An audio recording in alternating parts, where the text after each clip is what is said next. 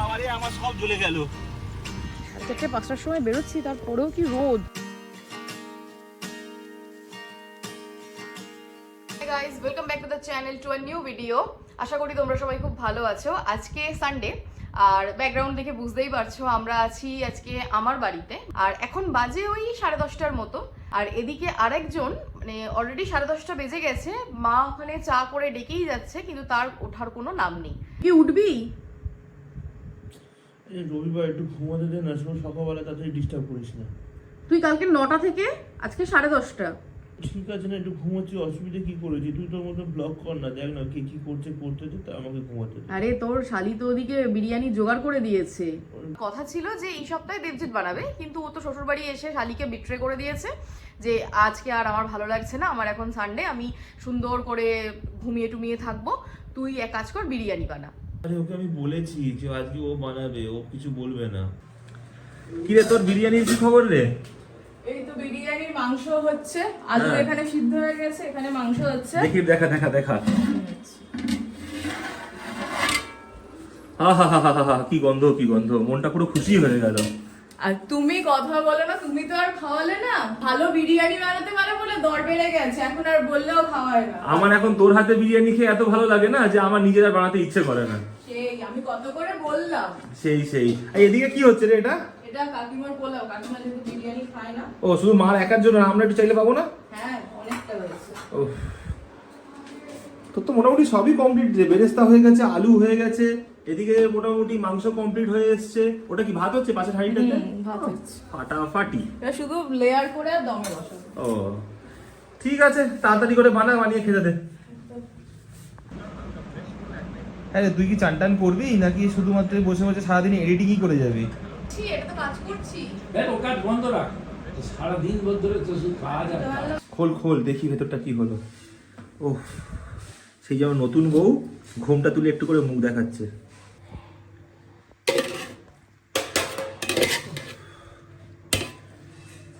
সেই সেই। শোন না, আমি একটা বিরিয়ানির দোকান খুলি। না, ওকে খেয়ে তো বলো। আরে তোর হাতের বিরিয়ানি যে কবার খেয়েছি এই স্টাইলে ফাটাফাটি। তুই শুধু বল, তুই শুধু একবার আমাকে বল দোকানটা খুলবো। বিরিয়ানি রেডি, অল্প একটু টেস্ট করে দেখলাম, দারুণ হয়েছে। খেয়ে তো যাচ্ছিস চুপচাপ, কেমন লাগছে? ভালো ভালো হয়েছে। তো এখন যাচ্ছি বাড়িতে, তো মা লাভলিকে রাখবো, রেখে আমরা একটু ফ্রেশ হবো, হয়ে তারপর জামা কাপড় পরে কোথাও একটা দুজনে একটু ঘুরতে যাবো। পুরি বাবারে আমার সব জ্বলে গেল। তো সব জ্বলে গেল? আমার সব জ্বলে গেল। বাবা কি গরম রে, হাত দেওয়া যাচ্ছে না। ওই জন্য তো বললাম আমার সব বক্স জ্বলে গেল। চল রে, এই রোদ্রের মধ্যে তোকে জল নিতে গেলে তেল নিতেই হবে, বল। তুই কি করবে? হাতিটাকে তো খাওয়াতেই হবে। হ্যাঁ। কেন রে? আরে আছে তেল, আর বাকিটুকু অল্প অল্প 200 100 200 100 যখনই আমার গাড়িতে তেল একটু কমে সঙ্গে সঙ্গে মিটার দিয়ে বাকিটা আবার ভরিয়ে নিই। তেল ভর্তি রয়েছে। হ্যাঁ, উপচে পড়ে যাবে। পড়ে যাক না, আমরা যেমন ওভার ইউজ করাই, ওকে ওভার ড্রিঙ্ক করা। না গাড়িতে এখানে তেলের প্রচুর টাকা দাম, এমনি বুকু যন্ত্রণা করে। সুস্মিতাদের বাড়ি থেকে ফেরার পথে একটা জায়গা পড়ে যেখানে সুইমিং শেখানো হয়। তো হঠাৎ করে লাভলি আর সুস্মিতা দুজনেরই ইচ্ছে জেগেছে, ওরা এখন সাঁতার শিখবে। সেই জন্য ওরা এখন গেছে জিজ্ঞেস করতে যে বেশি বয়সের মেয়েদেরকে সাঁতার শেখানো হয় কিনা, যদি হয় তাহলে ওরা অ্যাডমিশন নেবে। তো আমি এখনো জানি না যে ওরা অ্যাকচুয়ালি কি করতে চাইছে। হঠাৎ করে এখন ইচ্ছে জেগেছে সাঁতার, আর এদের অ্যাকচুয়ালি বেশি দিন কোনো কিছু ভালো লাগে না। ইচ্ছে হয়েছে ভর্তি হবে, দুদিন পর আবার ইচ্ছে হবে না, আর যাবে না। তোদের সবই দুদিনের জিনিস। আরে কি বললো তোদের দুই হাতিকে সাঁতার শিখিয়ে যোগা করবে? কি হাতিকে কি বলছিস? জিজ্ঞেস করছি। 100 এর উপরে ওয়েট হলে আর নেয় না, 100 এর উপরে হলে ওরা নেয় না। আমি শিখবো, মার্চ থেকে সেশন শুরু হয়। মার্চ হয়ে গেছে এবছরের মতো। এবছর তো আমি নেক্সট ইয়ার মার্চে ঘুরে আসার আগে আমি শিখবো। নেক্সট ইয়ারে শিখবি? হ্যাঁ। ও ঠিক আছে, এই ইয়ারে মাত্র 4 মাস। এই নিয়ে আজকাল কথা বলে লাভ নেই, ব্লগটা এখানে এন্ড করছি। একটু সাঁতার না শিখলে হয় মানুষের জীবনে? শোন, যেমন খাওয়াটা ইম্পর্টেন্ট, তেমনি সাঁতারটাও ইম্পর্টেন্ট। ঠিক আছে, এই ম্যাটারটা এখানেই শেষ করছি। এই ম্যাটারটা নিয়ে নেক্সট ইয়ার আলোচনা করব। Next year? হ্যাঁ, নেক্সট ইয়ারই তো শিখবি। হ্যাঁ, নেক্সট ইয়ারে আলোচনা করব। ফেব্রুয়ারিতে ফর্ম দেবে। হ্যাঁ, তো নেক্সট ইয়ারই আবার আলোচনা করব না, এটা নিয়ে এখন আলোচনা করে লাভ নেই। কিন্তু আমি শিখবো। ঠিক আছে, শেখাবো। ব্যাস ঠিক আছে। তো আমরা দুজনে বেরিয়ে পড়েছি বাড়ি থেকে সিনেমা দেখতে যাওয়ার জন্য। আজকে যাচ্ছি হাইল্যান্ড পার্কে শ্রীকান্ত দেখতে। তো একটু আগে বেরোলাম, পাটুলিতে গিয়ে ফার্স্টে একটু চাটা খাবো, তারপর আমরা শ্রীকান্ত দেখতে ঢুকবো, ডিনারটা বাড়ি এসেই করবো। আর আজকে ফের ড্রাইভিং সিটে সুস্মিতা। আমাকে বাড়ি থেকে বেরোবার সময় বললো, শোন আমি একটু চালাই। আমি বললাম তুই তো চালাবি, তুই ছাড়া কে চালাবি, এখন তোকে তো শেখাচ্ছি হাতে ধরে, তুই তো মানে স্টিয়ারিং ধরা বল বা মানে এই ড্রাইভিং সিটটা আমার জন্য আগে থেকে অনেক বেশি কমফোর্টেবল হয়ে গেছে। যত চালাবি আস্তে আস্তে আরো কমফোর্টেবল হয়ে যাবে, আর অনেকটা কনফিডেন্সও আমি পাই। ঠিক আছে চলো আজকে তাহলে দেখা যাক, আজকে যাবি রাতেও ফিরবি।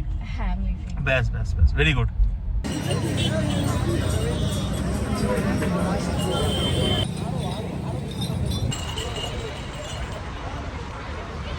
খাওয়া দাওয়া পর্ব মোটামুটি কমপ্লিট হলো, আবার গাড়ি সিটে বসে পড়েছে। হ্যাঁ আমি এখন বসতে চাইছি না, কারণ হাইল্যান্ড পার্কের ওই ভেতরটায় ওই পার্ক করাটা আমার জন্য একটু টাফ। আমি ভেবেছিলাম এখানে ওই খেতে টেতে নেবে কাল্টি মেরে যাবো, কিন্তু মারতে পারলাম না। সেই আমাকে কাল্টি মারতে তো আমি দেবো না, ওই জন্য আমি ওকে আটকে দিয়েছি। তো যাই হোক, চলো আমরা এগোই, মুভি হলে যাই, গিয়ে সিনেমা দেখতে যাই, গিয়ে আইনক্সে ঢুকে তারপর বাকি আবার ব্লগ শুরু করছি। আমার কাছে আজকে সব থেকে প্রাউড মোমেন্ট এটা, অলরেডি আমরা এসে পৌঁছে গেছি আইনক্সে, এখানে হাইল্যান্ড পার্কে। সুস্মিতা একা গাড়ি ব্যাক করে পার্কিং এ গাড়ি পার্ক করেছে, যে সেটা আমার কাছে আনএক্সপেক্টেড ছিল, যেটা দেখে আমি সত্যি খুব খুশি হয়েছি। মানে আমি ভাবিনি মাধ্যমিক পরীক্ষায় ফার্স্ট ক্লাস পেয়েছি, মনে হচ্ছে ফার্স্ট ডিভিশন পেয়েছি।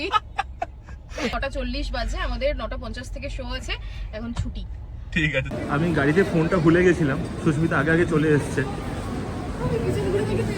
আর আমি ফোনটা ভুলে এসেছিলাম, কি অদ্ভুত। আমার আরেকটা ফোন যেটা আছে ওটা ভুলে গেছিলাম, আনতে গেছিলাম।